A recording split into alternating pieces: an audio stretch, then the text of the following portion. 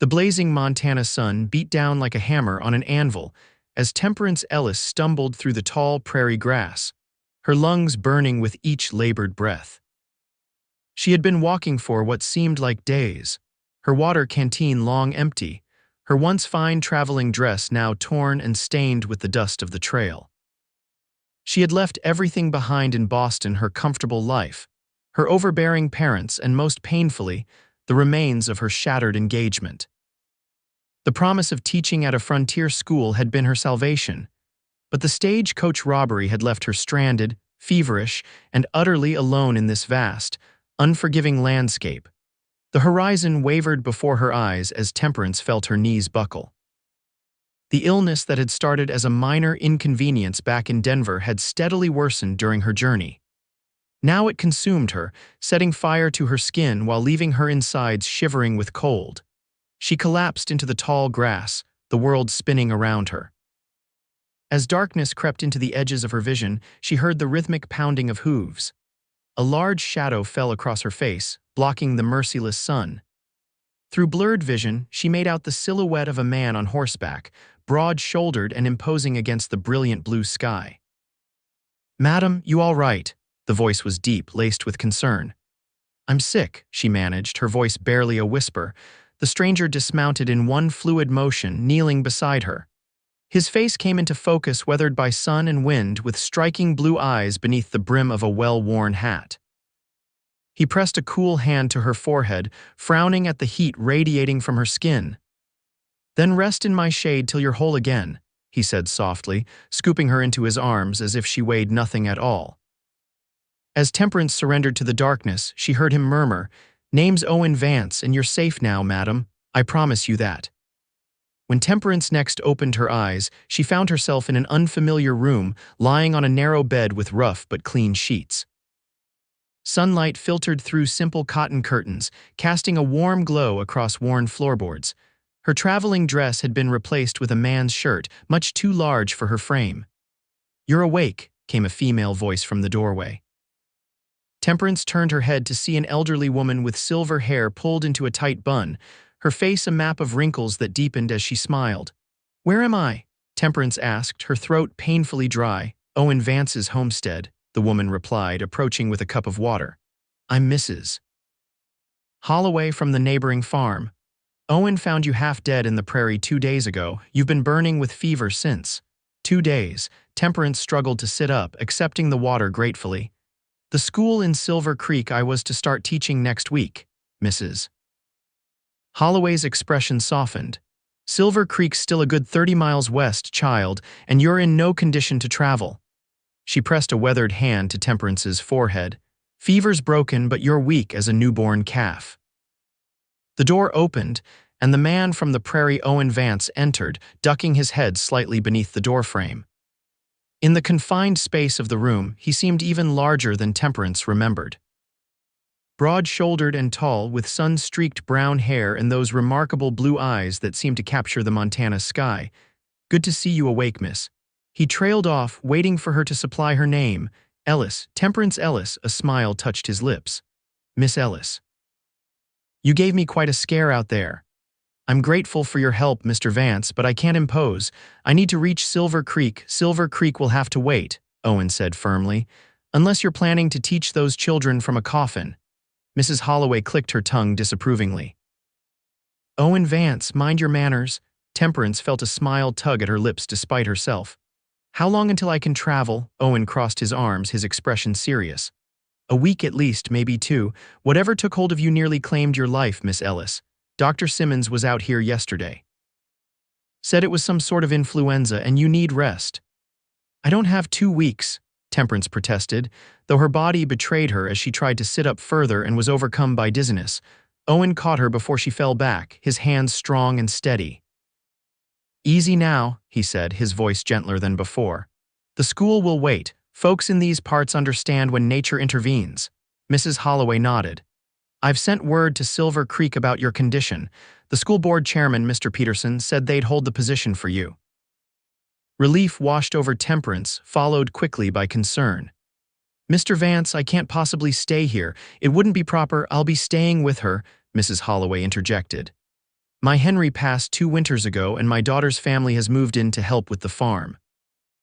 They won't miss me for a spell. She patted Temperance's hand. Everything's proper and accounted for, dear. Owen nodded. I'll be bunking in the barn till you're well enough to travel. Nothing improper about that. Temperance felt tears well in her eyes. I don't know how to thank you both. No need, Owen said simply. Out here we look after one another. It's the only way to survive. As the days passed, Temperance slowly regained her strength. Mrs. Holloway proved to be an excellent nurse, bringing nourishing soups and herbal teas that soothed Temperance's lingering cough. Each morning and evening, Owen would come to the house to check on her progress, his visits becoming something Temperance found herself looking forward to more than she cared to admit. On the 4th day, when she was finally able to sit up for extended periods, Owen brought her a stack of books from his personal collection. I noticed your valise had several books inside, he said, almost shyly. Thought you might be getting bored. Temperance ran her fingers over the worn leather bindings. Thoreau, Whitman, Emerson, not what she would have expected from a frontier rancher. You surprise me, Mr. Vance, she said, looking up at him with new appreciation. He shrugged, a faint blush coloring his tanned cheeks. Man needs something to occupy his mind during the long winter nights. And what brought you to Montana Territory? She asked, genuinely curious about this educated cowboy who had saved her life. Owen settled into the chair beside her bed, removing his hat to reveal thick hair that curled slightly at the nape of his neck. Came out after the war between the states. Served with the Union Army 18th Massachusetts Infantry. Saw things no man should see. His voice grew distant, his eyes focused on something beyond the room's walls. Afterward, couldn't bear to be hemmed in by buildings and people, needed sky, open land. You fought at Gettysburg, Temperance said softly, noticing the slight stiffness in his left arm. My father was there, 254th Massachusetts. Owen's eyes widened slightly. The colored regiment, they fought bravely. My father isn't, I'm not. Temperance stammered, then smiled. My father was a doctor with the regiment. He believed strongly in the cause. Owen nodded, his expression relaxing. A good man, then. Yes, though we've had our differences. Temperance looked down at her hands. He and my mother didn't approve of my coming west. Yet here you are, Owen said, his voice laced with admiration. Yet here I am, she echoed, meeting his gaze. Though perhaps not in the manner I intended. Owen chuckled, a warm sound that seemed to fill the small room. Life out here rarely goes according to plan, Miss Ellis. The land has its own ideas. Each day, Temperance grew stronger, and with her strength came a growing awareness of Owen Vance. The way he moved with quiet confidence, the gentleness with which he tended his animals, the thoughtfulness he showed Mrs. Holloway. He was unlike any man she had known in Boston, straightforward and honest, without pretension or guile. By the end of the first week, Temperance was able to join them at the table for meals. Owen's cabin was simple but well built, with a large stone fireplace dominating the main room. The furniture was sturdy and functional, much of it crafted by his own hands, as he proudly told her. This is a lovely home, Mr. Vance, Temperance said sincerely as they sat down to supper one evening. Owen, please, he said, passing her a plate of Mrs. Holloway's venison stew. After all this time, I think we can dispense with formalities. Mrs. Holloway smiled approvingly. About time. All this Miss Ellis and Mr. Vance business was getting tiresome. Then I insist you call me Temperance, she replied, feeling a strange flutter in her chest at the way his name felt on her lips. Though most people find it quite a mouthful. It suits you, Owen said, his eyes holding hers for a moment longer than necessary. Strong and purposeful. Temperance felt a blush rise to her cheeks and quickly turned her attention to her stew. Later that evening, when Mrs. Holloway had retired to the small room Owen had given up for her, Temperance found herself alone with him before the fire. Outside, a spring storm had blown in, rain lashing against the windows as thunder rolled across the plains. Will your animals be all right? She asked, watching as he added another log to the fire. Owen nodded, settling into the chair across from her. The horses are in the barn, and the cattle know to find shelter in the groves. They've weathered worse than this. Temperance wrapped her shawl, one Mrs. Holloway had lent her, more tightly around her shoulders. I'm afraid I know very little about ranching. In fact, I know very little about life out here at all. "What made you come west then?" Owen asked, his expression curious rather than judgmental. Temperance hesitated, then decided honesty was best.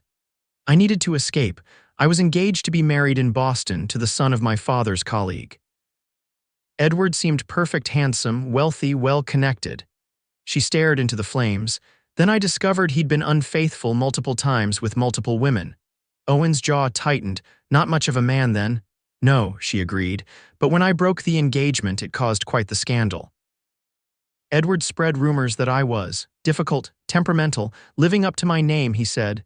She gave a bitter laugh. "My parents were mortified. They suggested I might reconsider for the sake of the family reputation. And you chose to leave instead," Owen said, understanding in his voice.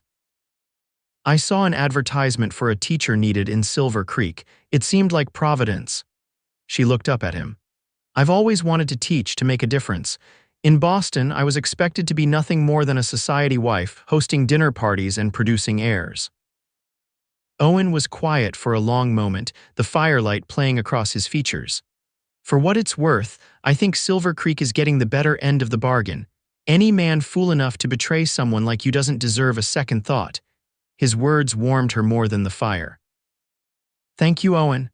What will you teach them? The children in Silver Creek, I mean." Temperance smiled, grateful for the change of subject. "Reading, writing, arithmetic, of course, but also literature, history, natural sciences. Knowledge is freedom, especially out here where opportunities can be limited." "You sound passionate about it." "I am. Education changed my life, opened my mind to possibilities beyond what society prescribed for me. I want to do the same for others, especially girls who might otherwise be limited to domestic duties." Owen nodded thoughtfully. "Noble cause, though I should warn you, some folks out here are suspicious of too much book learning. They see it as impractical." "Then I'll show them its practical applications," Temperance said with determination. "Knowledge of mathematics can help with business and farming. Literature teaches empathy and broadens horizons. Science explains the natural world they depend on."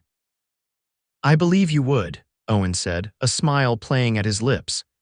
"You've got more fire in you than most men I've known." Temperance Ellis. Their conversation continued late into the night, moving from education to politics, literature to farming techniques. Temperance found herself captivated by Owen's intelligence and insight. He might lack formal education beyond what he'd received before the war, but his mind was sharp and his perspectives thoughtful. When she finally retired to bed, Temperance lay awake listening to the rain against the roof, her mind filled with thoughts of Owen Vance. It was dangerous, this growing attachment. In less than a week, she would leave for Silver Creek to begin her teaching position. This interlude, pleasant as it had been, was merely a deviation from her intended path. Yet as sleep finally claimed her, she couldn't help wondering what might have happened if circumstances had been different. The next morning dawned clear and bright, the storm having washed the world clean. When Temperance emerged from her room, she found the cabin empty. A note on the table informing her that Mrs. Holloway had gone to collect fresh eggs, and Owen was out checking on the cattle after the storm. Feeling restless after days of confinement, Temperance decided to venture outside. She borrowed one of Mrs. Holloway's shawls and stepped onto the porch, taking a deep breath of the fresh, rain-washed air. Owen's homestead stretched before her, a patchwork of corrals, outbuildings, and open pasture, all surrounded by the vastness of the Montana landscape. Rolling hills gave way to distant mountains, their peaks still capped with spring snow. Wildflowers dotted the prairie, splashes of color against the sea of green. It was breathtakingly beautiful, unlike anything she had known in Massachusetts. The sky seemed bigger somehow, a vast blue canvas that made her feel simultaneously insignificant and liberated. Following a well-worn path, Temperance made her way toward the barn. As she approached, she heard Owen's voice, low and soothing, speaking to one of his animals. She paused in the doorway, watching as he tended to a mare heavy with foal, his large hands gentle as they moved across the horse's flank. "She's due any day now," he said without turning, somehow aware of Temperance's presence. "She's beautiful," Temperance replied, cautiously approaching. "What's her name, Duchess?" Owen said with a smile, patting the mare's neck. "Think she's royalty, this one. Won't let just anyone handle her."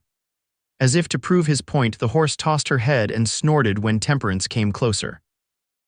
"Easy girl," Owen murmured, then held out his hand to Temperance. "Here, let her get your scent. Move slow and steady." Temperance placed her hand in his, trying to ignore the warmth that spread through her at his touch.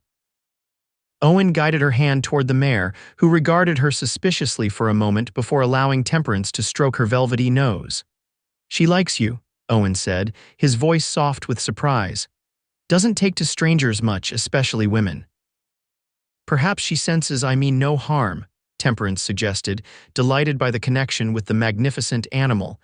Owen's eyes were warm as they met hers. "Animals have a way of seeing through to who we really are, no pretense with them." The moment stretched between them, intimate and charged with unspoken feelings. Temperance became acutely aware of how close they were standing, of his hand still lightly holding hers, of the warmth radiating from his body in the cool morning air. Owen seemed to realize it too, clearing his throat and stepping back. "You shouldn't be out here in the chill. You're still recovering." "I needed to breathe fresh air," Temperance said, reluctantly withdrawing her hand from the mare's nose. "To see the world beyond four walls." "I can understand that," Owen said, his expression softening. "How about a proper tour of the place if you're feeling up to it?" Temperance nodded eagerly. "I'd like that very much." Over the next hour, Owen showed her around his homestead, from the chicken coop where Mrs. Holloway was collecting eggs, to the small but fertile vegetable garden, to the creek that ran along the eastern edge of his property, providing water for his livestock and household. "It's not much compared to what you're used to in Boston," he said as they stood by the creek, watching the clear water tumble over smooth stones. "It's wonderful," Temperance replied honestly. "You've built something real here, something meaningful." Owen looked pleased but embarrassed by her praise. "Been working this land for 7 years now. Wasn't easy at first. First winter nearly broke me, lost half my cattle to cold and wolves." "What made you stay?" He gazed out across his property, squinting slightly in the morning sun. "Stubbornness, maybe, or perhaps it was knowing there was nothing waiting for me back east. After the war, home didn't feel like home anymore." "I understand that feeling," Temperance said softly. "Even before everything happened with Edward, I felt like I was playing a role that didn't fit." Owen studied her face. "And now, do you think you'll find what you're looking for in Silver Creek?" The question gave her pause. What was she looking for? Independence, certainly, purpose in her teaching.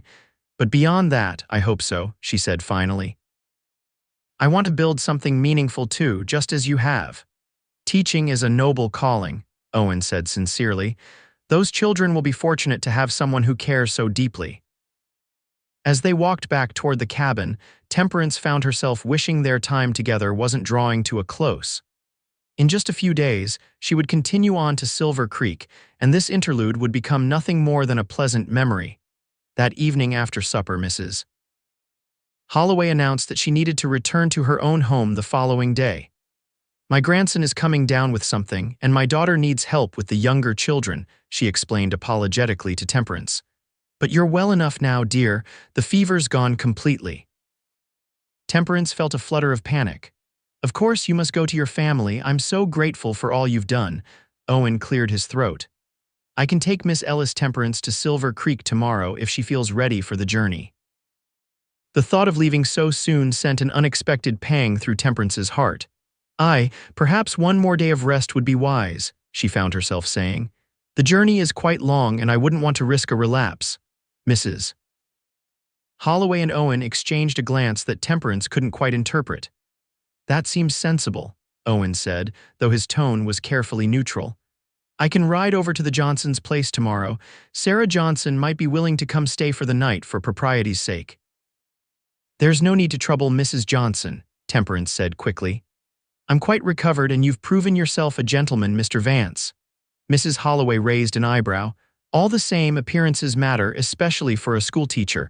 I'll stay until Owen returns with Sarah tomorrow." The matter settled, they spent the rest of the evening in companionable conversation. When at last Temperance retired to her room, she found herself unable to sleep, her mind racing with conflicted emotions. She was being foolish, she knew. Owen Vance was a kind man who had saved her life, nothing more. Whatever attraction she felt was likely born of gratitude and the intimate circumstances of their meeting. Once she reached Silver Creek and began her new life, these feelings would fade. Yet as she tossed and turned, Temperance couldn't shake the sense that she was about to leave behind something precious, something that might have grown into more given time and different circumstances. Morning came too quickly, bringing with it Mrs. Holloway's departure and Owen's journey to the Johnson farm. Left alone in the cabin, Temperance busied herself with tidying up and organizing her meager possessions, recovered from her valise after the stagecoach robbery. Her once fine traveling dress was beyond repair, but Mrs. Holloway had kindly provided her with a simple calico dress that, while plain, would be serviceable for the journey to Silver Creek. The elderly woman had also pressed upon her a warm shawl and a sturdy pair of boots slightly too large but stuffed with paper to fit better. As Temperance folded the clothing Owen had lent her during her illness, she found herself bringing the soft flannel shirt to her face, breathing in the scent of pine and prairie grass that seemed to cling to everything he owned. Embarrassed by her own sentimentality, she quickly set it aside and continued her work. By midday, Owen had not yet returned. Temperance ventured outside, drawn by the beautiful spring day. She wandered to the corral where Duchess stood, her swollen belly even more pronounced than the day before. "Hello, beautiful girl," Temperance called softly. Approaching the fence, to her surprise, the mare ambled over, extending her neck for Temperance to stroke. Delighted, she petted the horse's velvety nose, marveling at the trust the animal showed her. "She really has taken a shine to you," came Owen's voice from behind her. Temperance turned to find him watching her, a strange expression on his face. "I thought you were bringing Mrs. Johnson back with you." "Sarah's youngest has the croup," Owen explained, coming to stand beside her at the fence. "Her husband's away and Helena on business, so she couldn't leave." "Oh," Temperance said, suddenly aware that they would be alone in the cabin that night. "Perhaps I should leave for Silver Creek today after all." Owen shook his head. "Storms brewing in the mountains, wouldn't be safe to travel. We'd likely get caught in it before reaching town." As if on cue, Temperance noticed dark clouds gathering on the western horizon. "I see."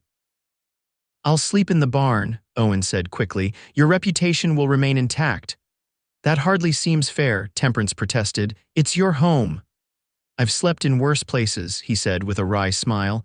"During the war, a dry barn with fresh hay would have been a luxury." Duchess suddenly tossed her head and stepped back from the fence, a low whicker escaping her. Owen's attention immediately shifted to the mare. "Something's wrong," he murmured. Quickly entering the corral, Temperance watched as he approached the horse, speaking in low, soothing tones. Duchess pawed at the ground, her sides heaving. "Is she all right?" Temperance called, concern evident in her voice. "The foal's coming," Owen said, his expression a mixture of worry and excitement. "Earlier than I expected." He glanced back at Temperance. "This could take a while." "You should go back to the cabin." Temperance shook her head firmly. "I want to help. Tell me what to do." Owen looked like he might argue, then seemed to reconsider. "All right, I need fresh water and clean cloths. There's a stack of old towels in the chest by the barn door." For the next several hours, Temperance worked alongside Owen as Duchess labored to bring her foal into the world. The mare grew increasingly distressed, lying down only to rise again, clearly in pain. "Something's not right," Owen said grimly as the afternoon wore on. "The foal might be turned wrong." "What can we do?" Temperance asked, her heart aching for the suffering animal. Owen's face was grim. "I might have to reach in and try to turn it. It's risky, could lose both of them." "Can I help?" He looked at her with surprise, then gratitude. "Keep her head steady. Talk to her. She trusts you." Temperance moved to Duchess's head, stroking her neck and murmuring gentle reassurances while Owen positioned himself behind the mare. The next hour was intense and harrowing, with Owen working to turn the foal while Duchess alternately strained and trembled. Just as Temperance feared the mare couldn't endure much more, Owen gave a triumphant shout. "Got it! I can feel the front hooves now. She needs to push." Temperance continued to soothe Duchess, encouraging her with soft words as the mare gathered her remaining strength. With a final tremendous effort, the foal slid into the world, a wet, gangly creature with spindly legs and a patch of white on its forehead. "A colt," Owen announced, his face split with a wide grin as he quickly cleared the newborn's nose and mouth. "And a fine one at that." Duchess struggled to her feet, turning to nuzzle her baby. The colt wobbled, then slowly found his legs, taking his first tentative steps toward his mother. Temperance found tears streaming down her face at the miracle of new life. "He's beautiful," she whispered. Owen came to stand beside her, his own eyes suspiciously bright. Without thinking, Temperance threw her arms around him in an impulsive hug. After a moment of surprise, Owen's arms encircled her, holding her close. "Thank you for your help," he murmured into her hair. "Not many city women would have stayed." "I'm not many women," Temperance replied, suddenly aware of how intimate their embrace had become. Owen pulled back slightly, his eyes searching hers. "No," he agreed softly, "you certainly are not." For a moment, Temperance thought he might kiss her. Her heart raced at the possibility, a mixture of anticipation and fear coursing through her. But instead, Owen gently released her, turning back to the mare and her foal. "We should let them bond," he said, his voice slightly rougher than before. "Come on, you must be exhausted." As they left the barn, Temperance noticed the storm had arrived, rain beginning to fall in heavy drops. They ran to the cabin, arriving at the door just as thunder cracked overhead and the skies opened in earnest. Inside, the cabin was dark and cool. Owen quickly lit the lamps and stoked the fire while Temperance stood awkwardly in the center of the room, suddenly aware of their solitude. "You should change," Owen said, not meeting her eyes.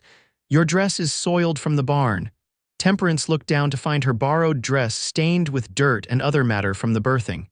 "Yes, of course." She retreated to her room, changing quickly into her nightgown and the warm robe Mrs. Holloway had lent her. When she emerged, she found Owen had done the same, wearing clean trousers and a fresh shirt, his hair damp from washing up at the basin. He'd also prepared a simple meal of bread, cheese, and cold meat, along with 2 glasses of whiskey.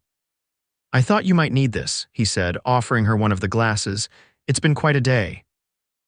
Temperance accepted the drink, taking a small sip and trying not to cough as the liquor burned its way down her throat. "I've never seen anything like that before," she admitted. "It was incredible." Owen smiled, some of the earlier tension dissipating. "Life and death out here are raw, immediate. It's one of the things I value about this place. No artifice. No pretending." They ate in companionable silence for a while, the storm raging outside making the cabin feel like a safe haven from the elements. "I wanted to thank you," Temperance said finally, setting down her empty plate. "Not just for saving my life, but for everything since. Your kindness, your hospitality. Anyone would have done the same," Owen said, though they both knew that wasn't necessarily true. "Nevertheless, I'm grateful." She hesitated, then added, "I'll think of you often after I've gone to Silver Creek." Owen looked up sharply, something flashing in his eyes that made Temperance's breath catch. "Will you?" "Yes," she admitted softly. I've come to value your friendship greatly in this short time." "Friendship," Owen repeated, as if testing the word and finding it wanting. The air between them seemed to thicken with unspoken words. Outside, the storm intensified, rain lashing against the windows as lightning illuminated the room in brief, brilliant flashes. "Temperance," Owen began, then paused, struggling to find words. "I know you're set on Silver Creek and I respect that. You've got dreams, ambitions that matter, but these past days, having you here—" "Yes," she prompted when he fell silent. Owen set his glass down with deliberate care. "I haven't felt this alive since before the war. Having someone to talk with, to share ideas with, it's made me realize how solitary my existence has been." Temperance's heart began to race. "Owen, let me finish, please," he said, his eyes never leaving hers. "I'm not asking you to abandon your plans. I know we've only known each other a short while. But maybe there could be something here between us worth exploring. Silver Creek is only 30 miles away. I could ride over weekends or you could visit during school holidays." Hope blossomed in Temperance's chest, a feeling so unexpected and powerful it nearly took her breath away. "Are you suggesting a courtship, Mr. Vance?" she asked, unable to keep a small smile from her lips. "I suppose I am, Miss Ellis," he replied, a matching smile spreading across his face. "Though I'm going about it all backwards, aren't I? Meeting a woman, bringing her to my home, and only then asking permission to call on her properly." Temperance laughed, the tension broken. "Nothing about our acquaintance has been conventional from the start. Why change now?" Owen's expression grew serious again. I don't want you to feel obligated in any way. If you'd prefer to go to Silver Creek and start fresh with no ties to this place or, to me, I would understand completely. Temperance considered his words carefully. She had come west seeking independence, a chance to forge her own path away from the constraints and expectations of Boston society. The teaching position in Silver Creek represented that freedom, that opportunity to build something meaningful on her own terms. Yet in the past days, something unexpected had happened. She had found in Owen Vance a kindred spirit, someone who understood her desire for purpose and meaning, who valued her mind as well as her company. The connection between them was undeniable and rare. I still intend to teach in Silver Creek, she said finally. I've made a commitment and it's important to me to honor that, but I would welcome your visits and perhaps when school is not in session, I might return here from time to time. The smile that broke across Owen's face was like the sun emerging from behind storm clouds. You would? Yes, Temperance said, her own smile growing. I find I'm rather fond of this homestead and its owner. Owen reached across the table, taking her hand in his. His palm was calloused but warm, his touch gentle yet sure. In that case, Miss Ellis, may I have permission to call on you properly once you're settled in Silver Creek? You may, Mr. Vance, she replied, her voice steady despite the rapid beating of her heart. I look forward to it. A tremendous crack of thunder shook the cabin, making them both jump. Owen laughed, reluctantly releasing her hand. I should check on Duchess and the foal before turning in for the night, he said, rising from his chair. The storm might spook them. Of course, Temperance agreed, suddenly shy again as the reality of their situation reasserted itself. I'll see you in the morning. Owen hesitated by the door, looking back at her with an intensity that made her cheeks warm. Sleep well, Temperance, he said softly before disappearing into the stormy night. Alone in the cabin, Temperance pressed her hands to her flushed face. What had just happened? In the span of a single evening, her carefully laid plans had shifted to include this unexpected man, this unexpected feeling. Was she being impulsive, foolish, allowing gratitude and isolation to cloud her judgment? Yet as she prepared for bed, Temperance knew in her heart that what she felt for Owen Vance was genuine. Unlike her relationship with Edward, built on social expectations and superficial attraction, her connection with Owen had formed through honest conversation, shared values, and mutual respect. Outside, the storm continued to rage, but inside Temperance's heart, a different kind of tempest had calmed, replaced by a sense of rightness and possibility she hadn't felt in a very long time. Morning dawned clear and brilliant, the storm having washed away to reveal a world renewed. Temperance rose early, dressing in the calico dress Mrs. Holloway had given her. Today she would leave for Silver Creek to begin her new life as a teacher. But now, that journey held a different meaning, not an escape, but a beginning that included the possibility of Owen Vance. When she emerged from her room, she found Owen already awake, cooking breakfast over the stove. The domestic scene struck Temperance with unexpected force, this glimpse of what a shared life might look like. Good morning, she said, suddenly shy in light of their conversation the previous night. Owen turned, his face lighting up at the sight of her. Good morning, how did you sleep? Well, despite the storm, she replied, moving to help him with the breakfast preparations. And you, the barn must have been drafty. I've slept in worse places, he said with a shrug. Besides, I needed to keep an eye on Duchess and the colt. They're both doing fine this morning, by the way. I'm glad to hear it. Have you thought of a name for him? Owen hesitated, then said, I was thinking Tempest, born in a storm and all. Temperance smiled at the name's similarity to her own. It suits him. They worked together to prepare the meal, moving around each other with a comfortable familiarity that belied their short acquaintance. When they sat down to eat, Owen outlined the day's journey. We'll take the wagon to Silver Creek, he explained. It'll be more comfortable than horseback, especially since you're still recovering. Should take about 5 hours if the roads aren't too muddy from the rain. Will Mr. Peterson be expecting me? Temperance asked, suddenly anxious about her arrival in the town where she would make her new home. I sent word yesterday with a passing rider, Owen assured her. They'll be ready for you. The schoolmarm's quarters are above the schoolhouse, small but decent from what I hear. Temperance nodded, grateful for his thoughtfulness. And when might you? That is, when would you plan to visit Silver Creek? Owen's eyes softened. I usually come to town every other Saturday for supplies. Would that be agreeable? Very, Temperance said, unable to hide her pleasure at the thought of seeing him regularly. After breakfast, they loaded Temperance's few belongings into the wagon. Owen had insisted on giving her several books from his collection on loan. To ensure he had a reason to call on her again, he'd said with a wink. As they prepared to depart, Temperance asked to say goodbye to Duchess and her new foal. In the barn, the mare greeted her with a soft whicker, the colt hiding shyly behind his mother.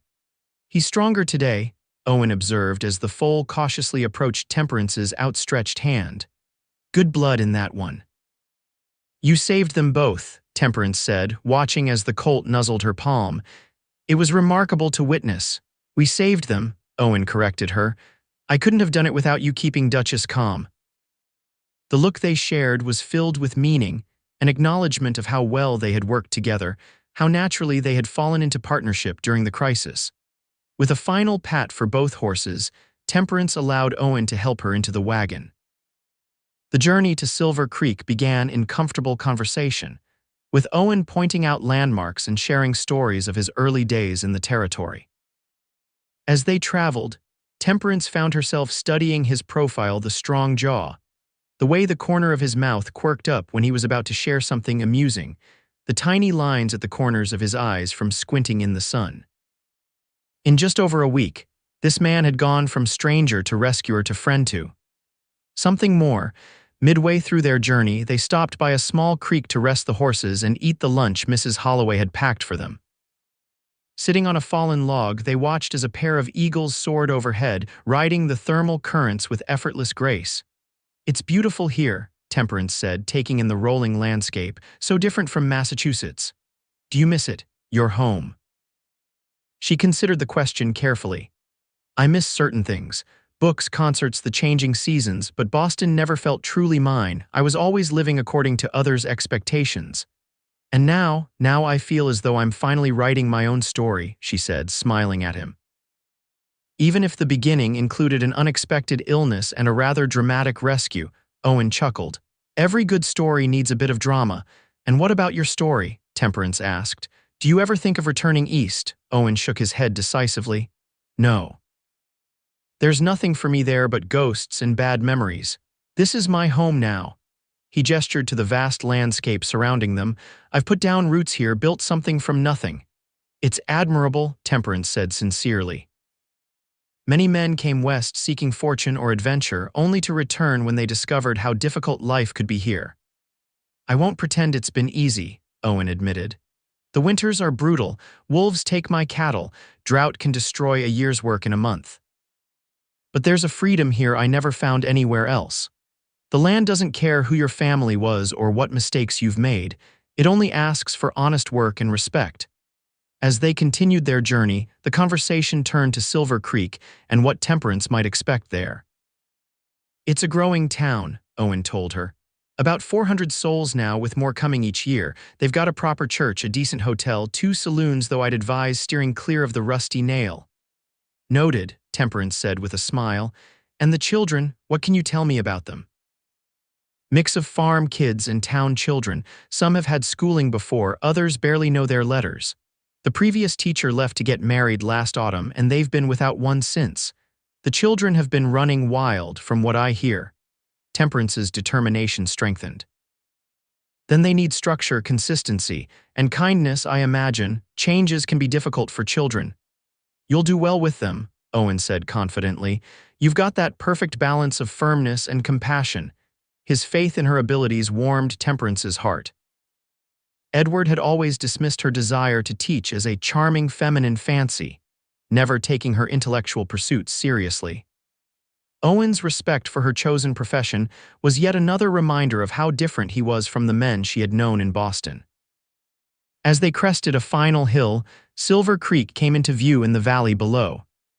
It was larger than Temperance had expected, with several streets of buildings clustered around a central square. She could make out the church spire, the larger hotel, and what must be the schoolhouse, a white clapboard building set slightly apart from the main street. There it is, Owen said, a note of uncertainty in his voice. Your new home. Temperance felt a flutter of anxiety. This was what she had come west for, her chance at independence, at making a difference through teaching. Yet now, looking at the town spread before her, she couldn't help wondering if she was making the right choice. As if sensing her thoughts, Owen reached over to cover her hand with his. Having second thoughts? No, she said firmly, though her voice betrayed a slight tremor. Just first-day nerves, I suppose. You'll win them over, Owen assured her, just like you did with Duchess. The comparison made Temperance laugh, easing some of her tension. I doubt the townsfolk will be impressed if I pet their noses and feed them apples. Might work on some of the children, Owen suggested with a grin. They continued down the hill toward Silver Creek, the wagon rattling over the increasingly well-traveled road. As they approached the outskirts of town, Temperance became aware of curious glances from people working in fields or tending to yards. Word travels fast in small towns, Owen explained when she mentioned it. They'll all know you're the new teacher by now. And what will they think of me arriving in town with you? Temperance asked, suddenly concerned about potential gossip. Owen's expression grew serious. They'll know I found you sick on the trail and nursed you back to health, Mrs. Holloway's presence at the homestead will have been noted and approved.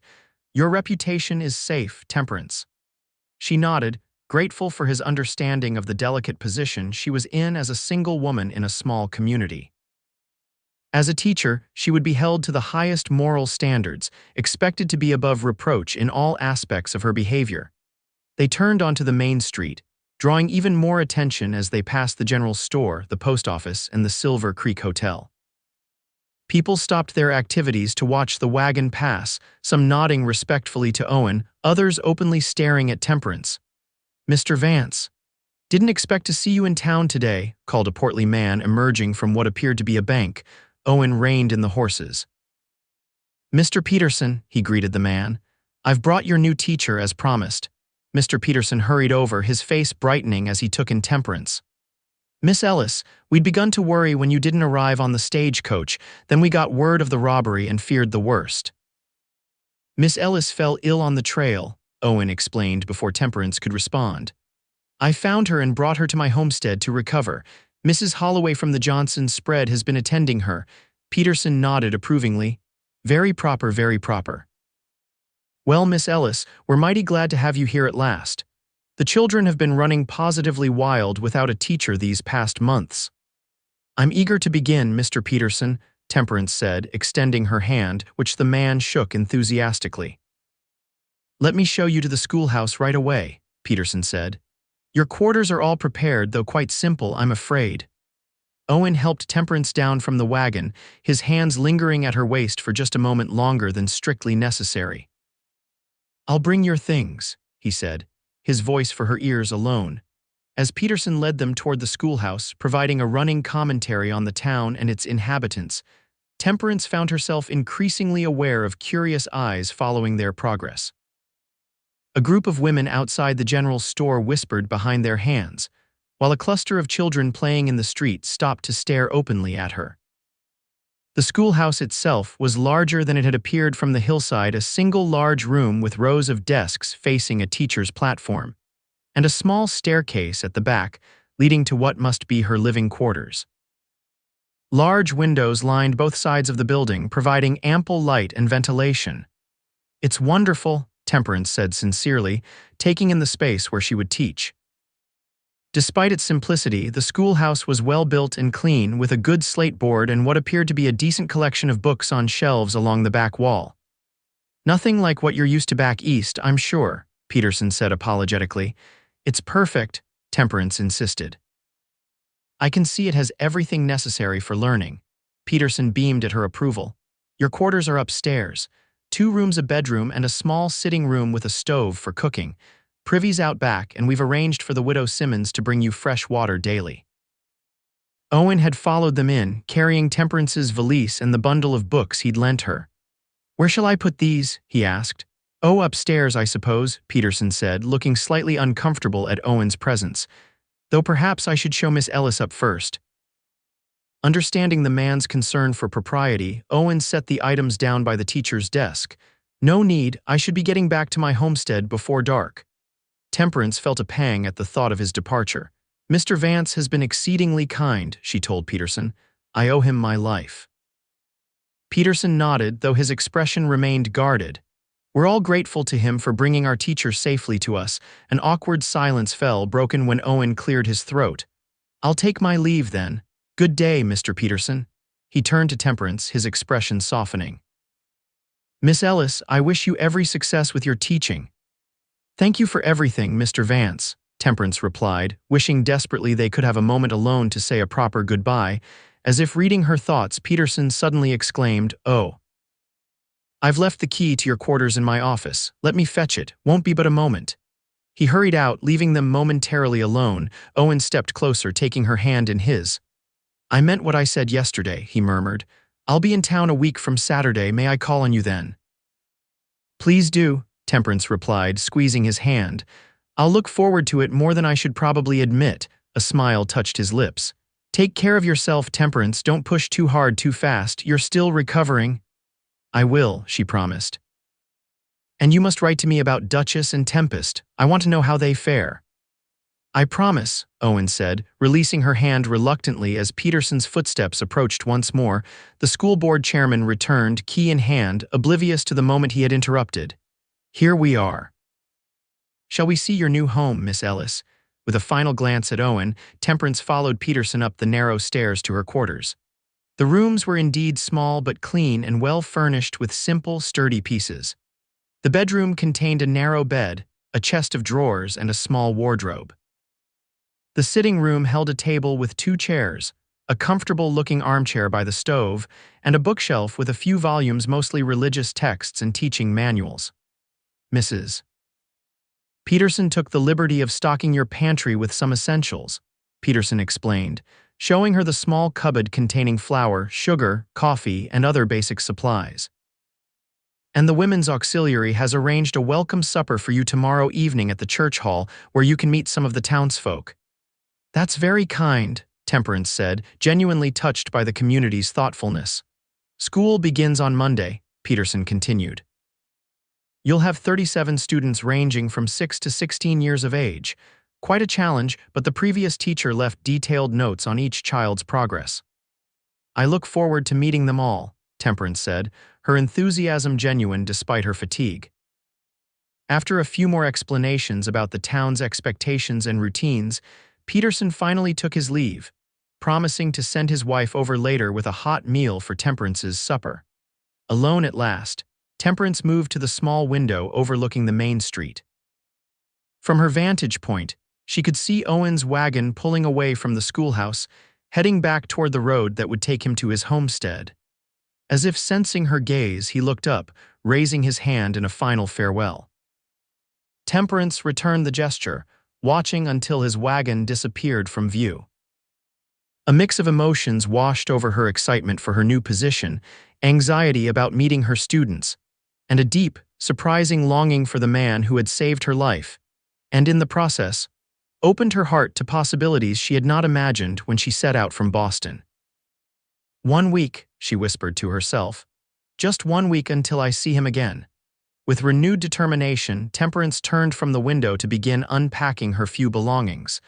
Whatever the future held, she was exactly where she was meant to be. The first week in Silver Creek passed in a blur of activity for Temperance. The welcome supper at the church hall introduced her to dozens of townsfolk, including the parents of many of her future students. She was warmly received, though she noticed curious glances and overheard whispers about her arrival with Owen Vance. Pay them no mind, advised Flora Simmons, the widow who brought her fresh water daily. Folks here are good-hearted, but they do love their gossip. It'll die down once they see what a fine teacher you are. Temperance's first day of school was both challenging and rewarding. As Owen had warned, the children's education levels varied dramatically. Some of the older farm boys could barely read, while a few of the town children were quite advanced in mathematics and literature. Establishing order took most of the morning, but by afternoon, Temperance had won over many of the students with her patient yet firm approach. Each evening, she wrote detailed notes about the day's events, planning lessons and strategies to engage the diverse group. And each night before retiring, she found herself penning a few thoughts in a separate journal, observations she thought might interest Owen, questions about his homestead, reflections on her growing affection for this new place and its people. By Saturday, Temperance had established a routine and earned the respect of most of her students. Even Timothy Rollins, a 14-year-old troublemaker who had initially tested her authority at every turn, had grudgingly begun to participate in class discussions. As she prepared for bed that night, Temperance realized with a flutter of anticipation that Owen would be coming to town in just 1 week. The thought both thrilled and unsettled her. In the busy days of establishing herself in Silver Creek, she had managed to keep her growing feelings for him in perspective.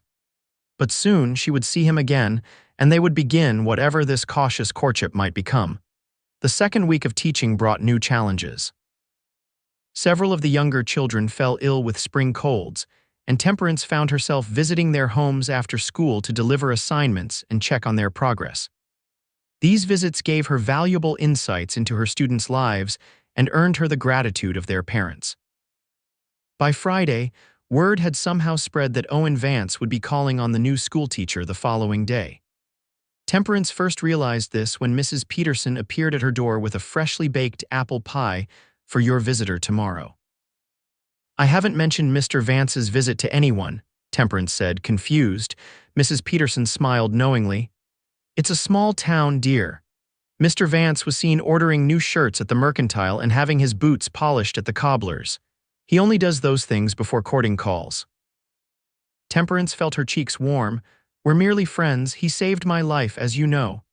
"Of course," Mrs. Peterson agreed, though her expression suggested she believed otherwise. "He's a good man, Miss Ellis. Keeps to himself mostly, but honest as the day is long. Fought bravely in the war, from what I hear." "Yes, he mentioned serving with the Union Army," Temperance acknowledged. Mrs. Peterson nodded approvingly. "Well, I'll leave you to your evening. Enjoy the pie." After the older woman left, Temperance found herself both amused and mortified by the town's interest in her personal affairs. In Boston, social calls were carefully orchestrated, with formal calling cards and strict protocols. Here in Silver Creek, apparently everyone simply knew everyone else's business and felt entitled to comment on it. Still, as she prepared for bed that night, Temperance couldn't deny her excitement about seeing Owen again. Their brief time together had created a connection unlike any she had experienced before, honest, unforced, and based on mutual respect rather than social expectations. Saturday dawned clear and mild. Temperance spent the morning tidying her small quarters and preparing a simple lunch, using some of the fresh bread and cheese Mrs. Simmons had brought her. At precisely 2 o'clock, a knock came at the schoolhouse door. Temperance smoothed her dress, a simple blue cotton, the best she currently owned, and went downstairs to answer it. Owen stood on the threshold, hat in hand, looking both nervous and pleased to see her. He wore a clean white shirt under his best vest, and his hair was neatly combed, though a rebellious curl still fell across his forehead.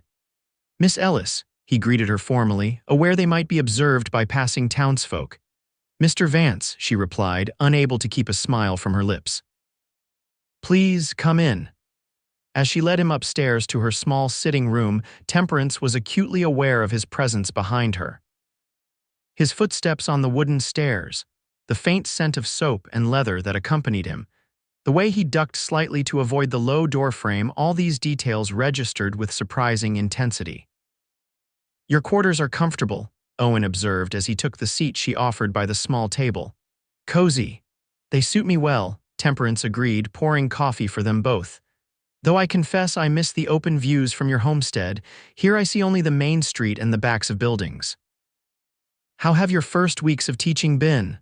Owen asked, accepting the coffee gratefully. "Challenging but rewarding," Temperance told him, sharing stories of her students' progress and setbacks. Owen listened attentively, asking thoughtful questions and offering insights about some of the children he knew from their families' visits to town. Their conversation flowed easily, moving from her teaching to his ranch work, from books they had both read to observations about the changing spring weather. The hours passed quickly, and Temperance found herself reluctant to see their time end when Owen finally glanced at the small clock on her shelf. "I should be going," he said regretfully. "I promised Sheriff Miller I'd stop by his office before heading back, and I need to reach the homestead before dark." "Of course," Temperance said, rising. "I've enjoyed your visit tremendously." Owen stood, his expression serious as he looked down at her. "Temperance, I'd like to continue calling on you if that would be agreeable." "I would like that very much," she replied honestly. "The town's hosting a dance at the end of the month," Owen said, looking uncharacteristically uncertain. "To celebrate spring planting, would you, that is, might I escort you?" Temperance felt a surge of pleasure at the invitation. "I would be honored, Owen." His face relaxed into a smile. "Good, that's good." As they descended the stairs, Temperance found herself wishing their time together didn't have to end. At the schoolhouse door, Owen paused, turning to face her. "I nearly forgot," he said, reaching into his pocket. "I brought you something." He withdrew a small, carefully wrapped package and handed it to her. Temperance opened it to find a beautifully carved wooden pendant on a simple leather cord. The pendant depicted a horse and foal, the detail exquisite despite the small size. "Owen, it's beautiful," she breathed, running her finger over the smooth surface. "I've been working on it evenings," he explained, looking pleased at her reaction. "Thought you might like a reminder of Duchess and Tempest. The colt's doing well, by the way, strong legs on him." Touched beyond words by the thoughtfulness of the gift, Temperance impulsively stood on tiptoe to place a kiss on Owen's cheek. "Thank you," she said softly. "I shall treasure it." Owen's eyes darkened, and for a moment, Temperance thought he might kiss her properly. Instead, he took her hand, pressing a kiss to her knuckles in a gesture both old-fashioned and deeply affecting. "Until the dance, then," he said, his voice slightly roughened. "Until then," Temperance agreed, watching as he walked to his wagon, turning once to tip his hat to her before climbing up and taking the reins. As his wagon pulled away, Temperance clutched the pendant to her heart, a smile playing on her lips. Whatever this was between them, this connection that had formed so quickly and unexpectedly, it was growing into something precious, something worth nurturing despite the challenges of distance and circumstance. The following weeks established a pattern that brought Temperance increasing satisfaction both professionally and personally.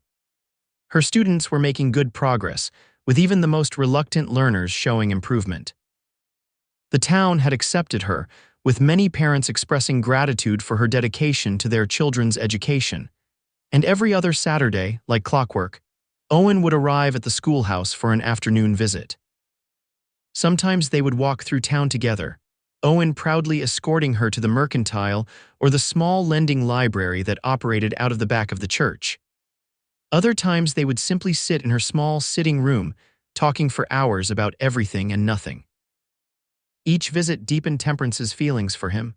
She came to know his dry humor, his thoughtful nature, his deep knowledge of the land and its rhythms. In turn, she shared with him her love of literature, her hopes for her students, her growing affection for the frontier life she had chosen. As the spring dance approached, Temperance found herself facing a practical dilemma. She had no suitable dress for such an occasion. Her Boston finery had been lost in the stagecoach robbery, and her everyday teaching dresses were too plain for a community celebration. Mrs. Peterson solved the problem by bringing a length of pretty floral cotton to the schoolhouse one evening. "My niece and Helena sent this last month," she explained. "The color doesn't suit me at all, but it would be lovely with your complexion. Perhaps we could fashion it into a dance dress."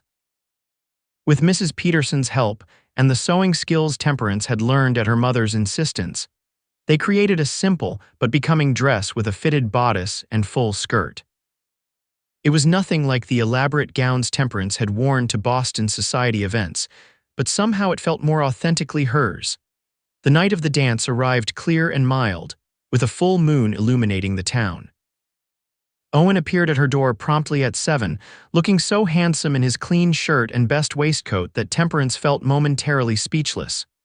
"You look beautiful," he said, his admiration evident in his gaze. "As do you," Temperance replied, then blushed at her forwardness.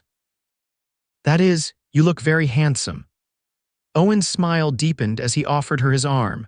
"Shall we?" The church hall had been transformed for the occasion, with lanterns hanging from the rafters and wildflowers arranged in mason jars on every available surface.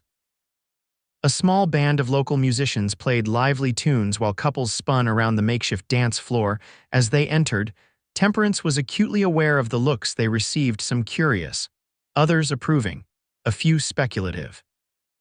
But Owen seemed oblivious to the attention, his focus entirely on her as he led her into the hall. "Would you care to dance?" he asked, gesturing to the floor where several couples were already enjoying a lively reel. "I'm afraid I don't know the steps to these dances," Temperance admitted. "In Boston, our dances were quite different." "I'll teach you," Owen offered, his eyes twinkling. "It's not so different from working with a spirited horse, you just need to feel the rhythm and follow the lead." Before Temperance could protest the comparison, Owen had drawn her onto the floor, his hand warm at her waist as he positioned them for the dance. "Just follow my movements," he murmured. "Trust me." And somehow she did. Despite a few missteps and nervous laughs, Temperance found herself enjoying the energetic dance, matching Owen's movements as they circled the floor with the other couples.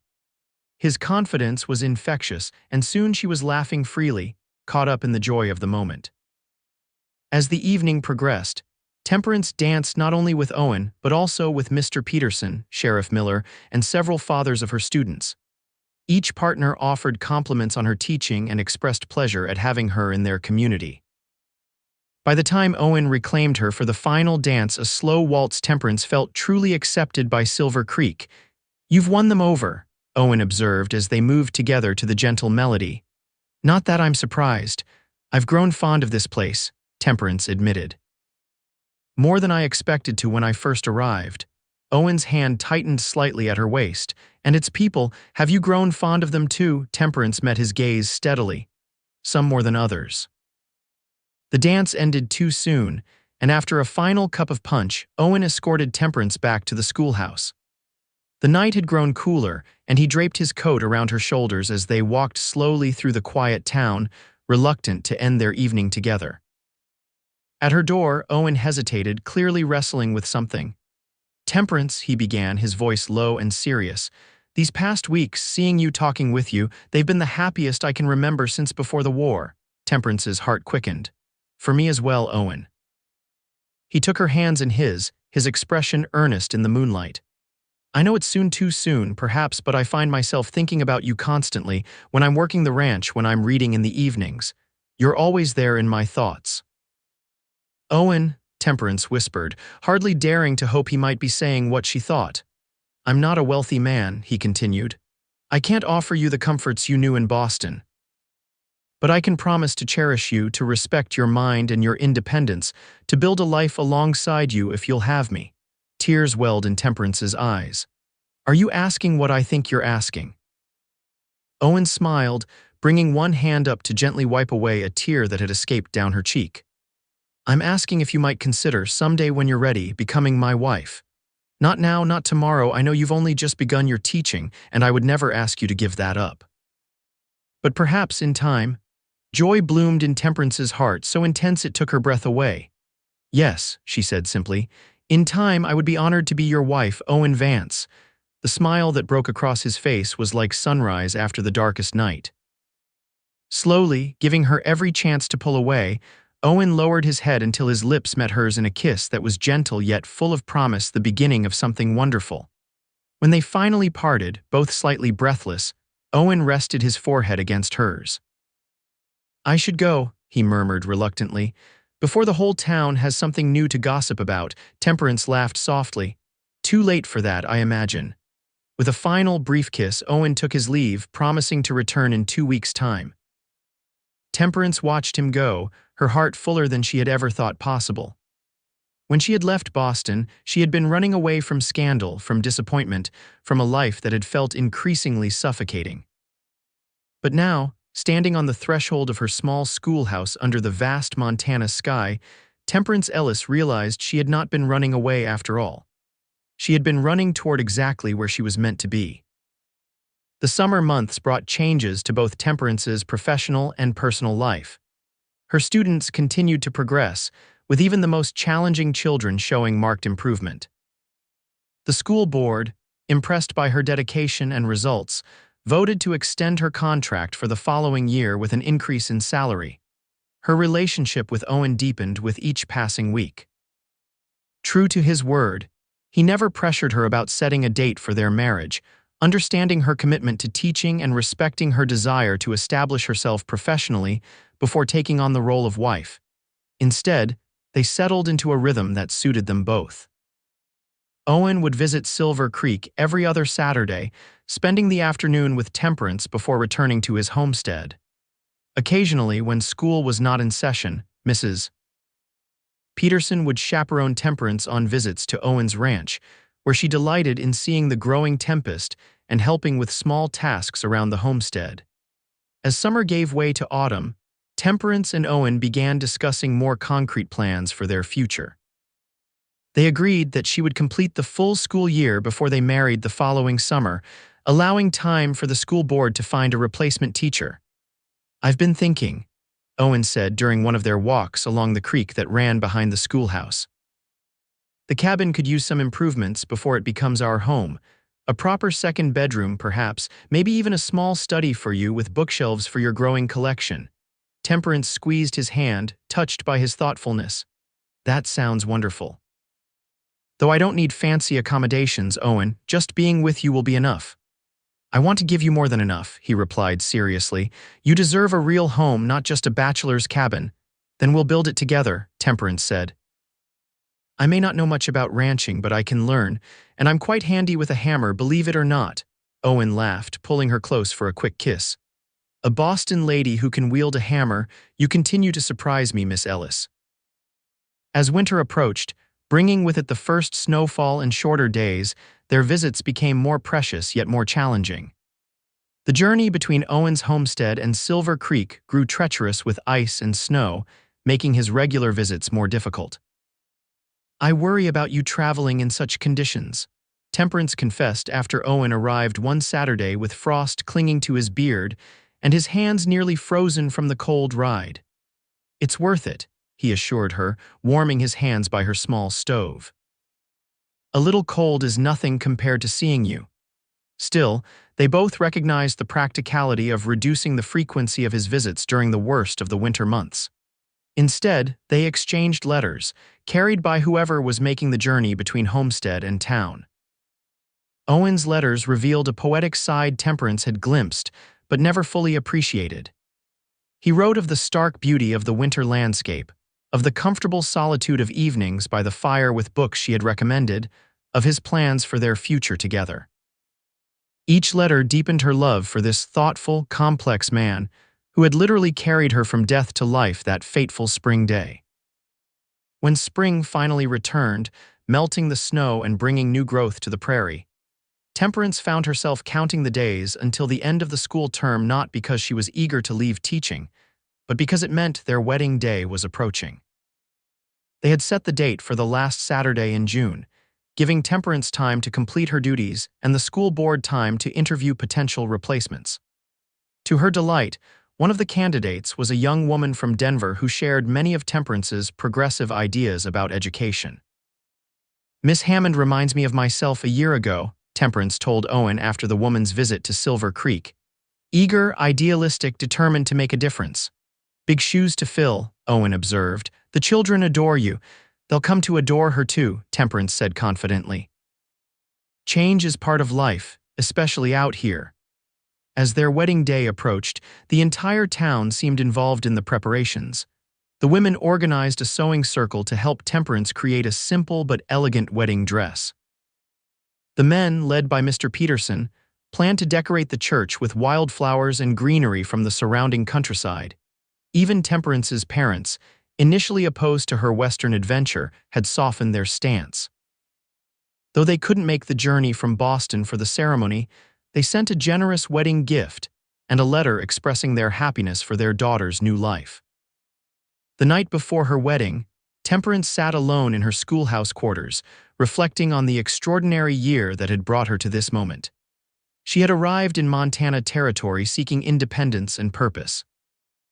She had found those things, certainly, but she had also found love in the most unexpected circumstances. As she fingered the wooden pendant Owen had carved for her, now a cherished possession she wore daily, Temperance remembered their first meeting, her illness, his shade, his promise of safety. "Then rest in my shade till you're whole again," he had said, offering protection when she was at her most vulnerable. But Owen had given her so much more than temporary shelter. He had offered her partnership, respect, and a love that allowed her to be fully herself, teacher, intellectual woman. In his steadfast devotion, Temperance had indeed become whole again after the disappointments and constraints of her Boston life. The wedding day dawned clear and perfect, with a gentle breeze carrying the scent of wildflowers through the open windows of Mrs. Peterson's home, where Temperance prepared for the ceremony. The older woman had insisted Temperance spend her last night as a single woman under her roof, following tradition and giving Owen time to make final preparations at the homestead. "You look radiant, my dear, Mrs. Peterson said as she helped Temperance with the final touches of her attire, a simple gown of ivory cotton with delicate embroidery at the collar and cuffs, and a crown of prairie flowers for her hair instead of a formal veil. "I feel radiant," Temperance admitted, hardly recognizing the glowing woman in the mirror as herself. Gone was the proper Boston lady with her tightly corseted figure and elaborate hairstyle. In her place stood a frontier woman, stronger, more confident, her face kissed by the sun and her eyes bright with purpose and joy. The small church was filled to capacity when Temperance arrived, escorted by Mr. Peterson, who had kindly offered to stand in for her father.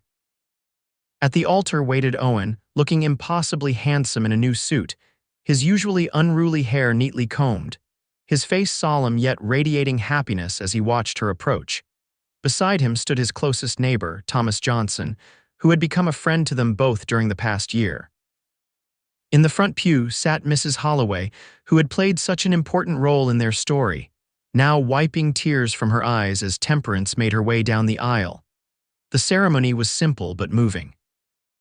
Temperance and Owen had written their own vows, speaking from the heart about their journey from strangers to life partners.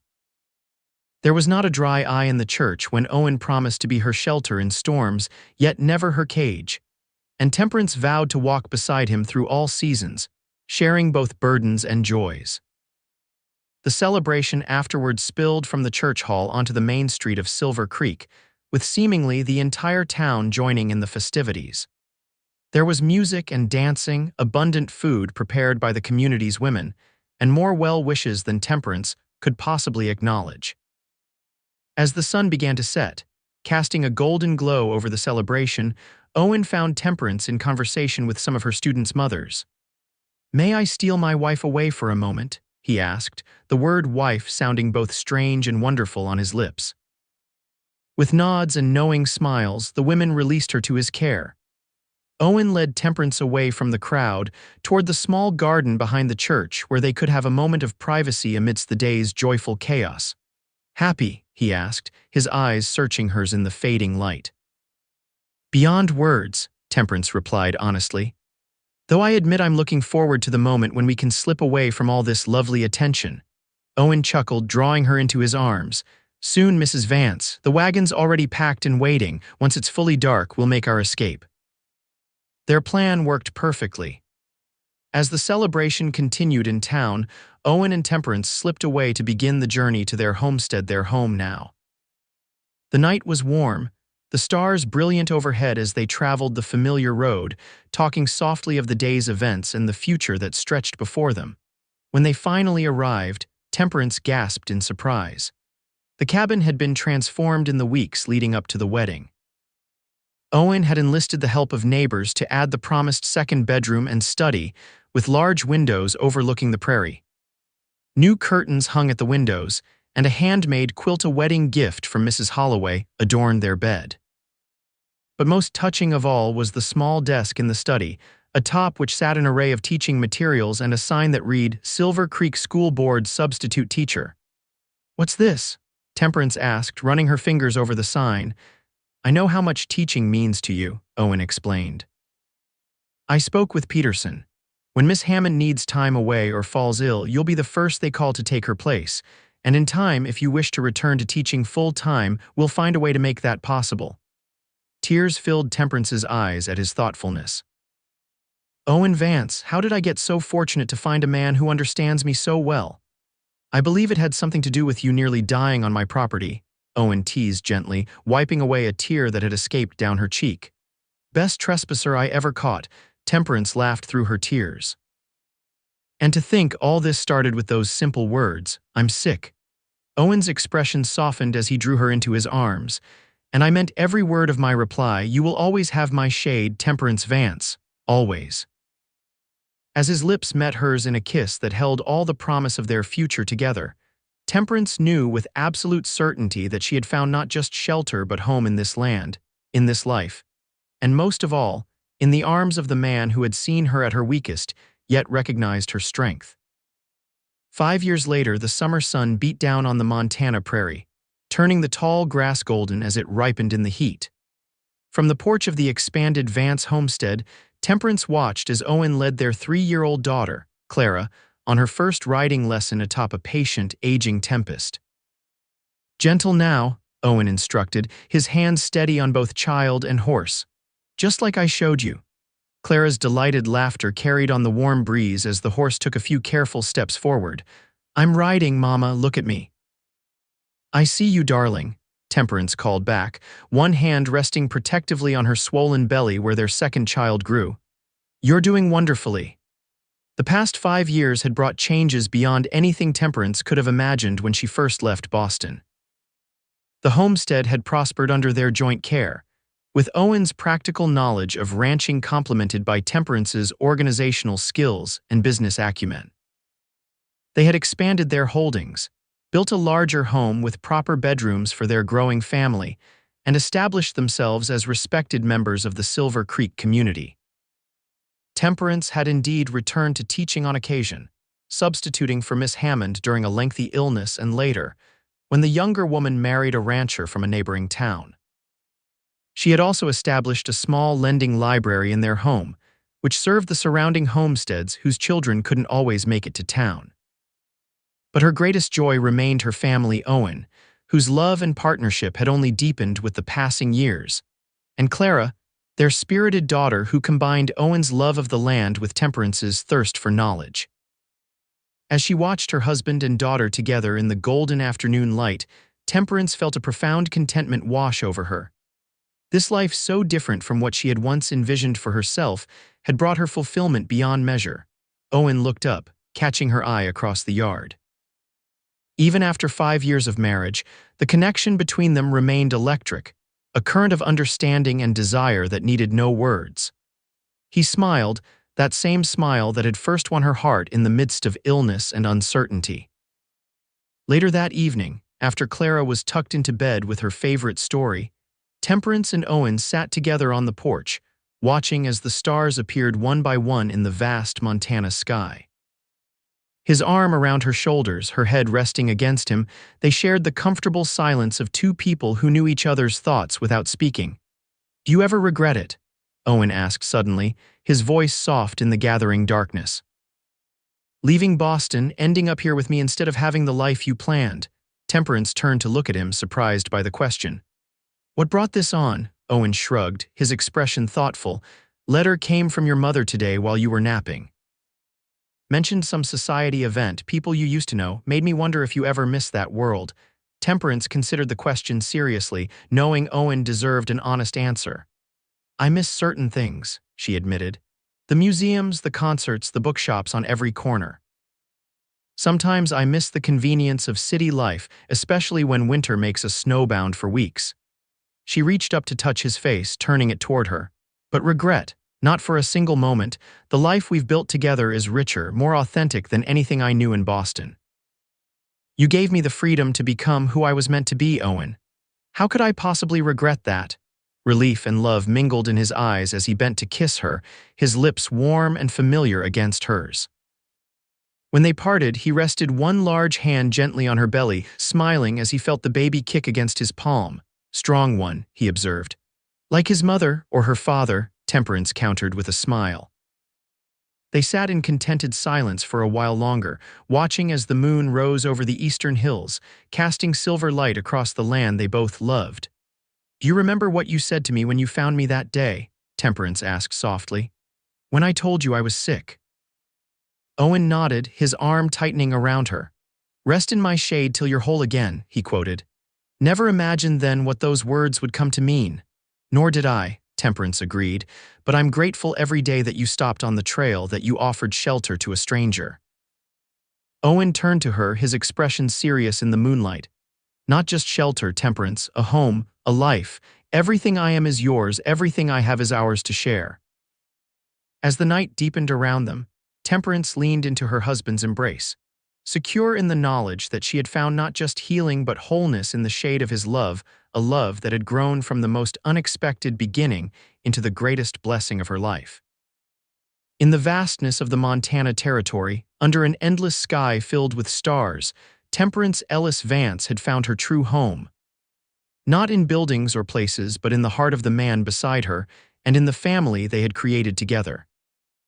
And that, she knew with absolute certainty, was worth every hardship, every challenge, every moment of their remarkable journey.